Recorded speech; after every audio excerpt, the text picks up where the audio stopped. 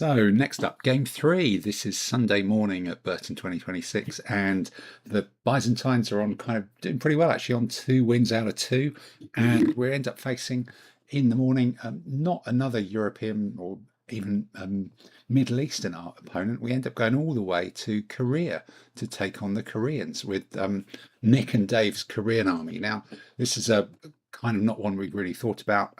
But then again, we've not really thought about what we'd face. The aim was to use the Byzantine troops. So what have we got here? We've got a sort of weirdly solid centre there. Three pikemen, three mediocre polearm men. Sorry, two mediocre polearm men who are, I guess, going to sit in between the three pikemen and make something five wide and kind of tricky. Then you've got a big block of bow and medium foot with polearm, bow pervice. The strategist, there's some nonsense in ambush, we might find it later, some light horse bow.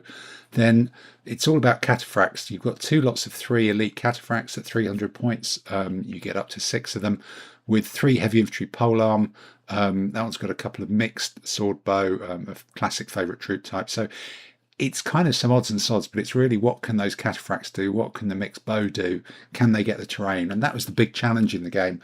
Who was going to get terrain? And thanks to Dave from the podcast Saunders Theory, I'd opted to, or chosen for us to defend in the mountains and try and take as much of the brush, or limited amount of brush as possible, on the basis that steep hills or forests wouldn't be particularly useful for either of us, and that may well give us a chance. So the terrain did not work out well at all. Everything went wrong. So our bits and pieces just fell on their base edge, and these are two huge areas of sunken ground, of gullies, of depressions in the ground, which, bisected our deployment area, meant that we couldn't really redeploy troops. One right kind of in the middle of our forward zone, or in the left-hand side of our forward zone, then a huge forest there, another forest there, completely cutting off this flank too.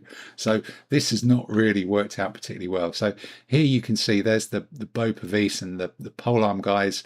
Here's the heavy infantry polearm mixed in with the pike, as we very much expected. 3 elite cataphracts and some more polearm guys there. There's the big block of mixed guys going to run into this piece, and here's 3 more cataphracts on that side, and we basically deploy where we're kind of forced to, really. The small command is over here just to bottle anybody else up who might be tempted to come here, or hopefully out of the woods as well. We're trying to ignore this bit, pretend it's not there. The tough anti-pike, anti-foot side of it, the cataphracts and the Varangians, which suddenly looks quite small arrayed against all of that stuff, is in the middle. The Georgians are kind of lurking at the back, wondering what to do, and our other cavalry command is over on that flank. So let's see how that all pans out. So the cavalry drive forwards over. In fact, no, there must be the Georgians on the far flank potentially, or maybe not. We'll have to have a look. So cavalry drive forwards, but we've got all these mixed bow swordsmen already into the terrain and safe from pretty much anything we can do other than stand on the outside and shoot at them with 2 against 4. These guys have come up to anchor themselves on that terrain, but that's not too bad. That's a line of stuff that the cataphracts and the Varangians are reasonably happy to go in. It's just what's going to happen over here.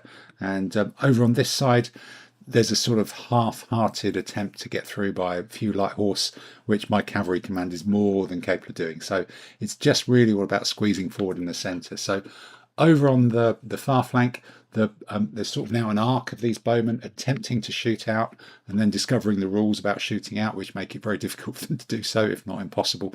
So all our Byzantine cavalry are kind of trying to get up towards the edge of the table, which has created room for the Georgians to squeeze their way through as well. So it's these 3 cataphracts trying to be overwhelmed by 8 of our cavalry whilst they sort of protect their flanks from these bowmen.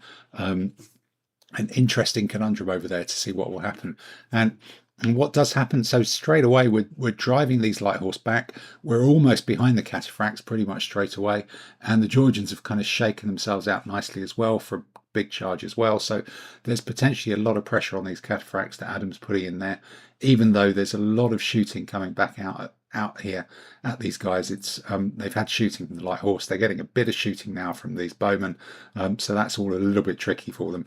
But over in the centre, I pulled those cavalry back into sort of anchor at the end of my line, and here we've got my anti-infantry force against the pikemen and the mediocre pole arms, which is not too bad. And then I've got the Scutatoi against the cataphracts who've driven forwards. Not ideal, but better than some other things. The javelinmen are there ready to evade, and I've just tried, sort of been forced to do it because there's not really much else I can do here. Charge the included general elite impact into the polearm mediocre guys and see if I can make something happen here with an overlap, and see if there's something just constructive to do. So let's see how that pans out. But over on the other side, looks like the shooters have kind of come out, and we've been apparently trying to push around these cataphracts, but really been engaging one on the end who has fought like a lion, really. He's been hitting the flank. He looks like he's been turned, or he's turned himself. He's beating up this guy, but that's allowed they've come out in support, but the Georgians have kind of suddenly swept forward, and he's going to be clattered, should be, when the Georgians go straight through here. He could be fighting on two flanks. These guys should be around the back. We look like there's potential to drive our way through here and finally force a way through on the left-hand flank. Back over to the middle, the javelinman has of course evaded. The cataphracts are into Scutatoi. We're nearly into this formation over here. Some of the pikemen have charged forward as well against me with an overlap, so that could go either way, really. Looks like they've taken a hit.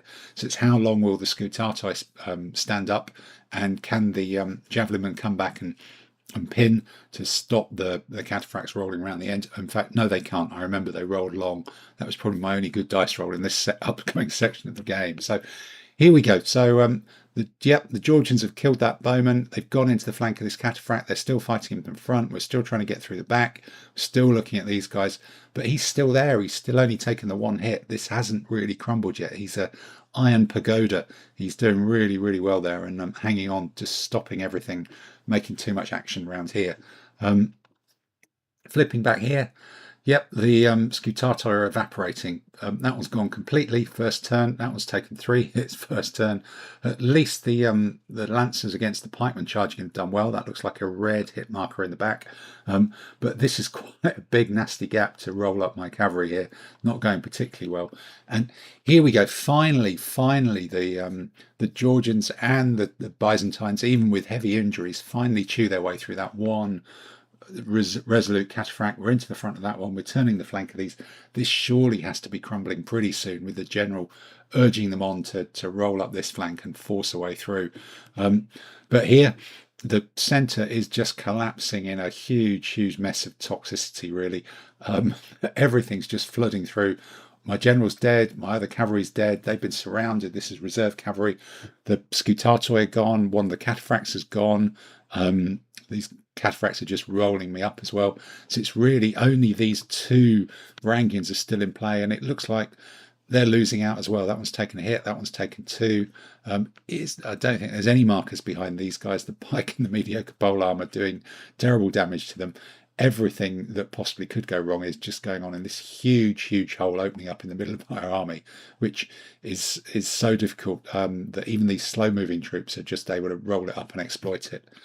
Over on this side, these 2 cataphracts are still fighting ridiculously strongly. They've killed more of our cavalry there. We're now looking at 1, 2, 3, 4, 5 cavalry here out of what was probably about 9, and it looks like we've killed 1 cataphract and done an injury to 1 more. The shooters are having a bit of an exchange with the Scutatoi, but this has just been pouring what should be a decisive force onto just 3 cataphracts who've held up ridiculously well there as well. And that was really the story of the game. Bad dice, bad terrain, bad setup, no real plan, and it just all went horribly wrong. And these guys, they're going to have to hopefully live to fight another day somewhere else.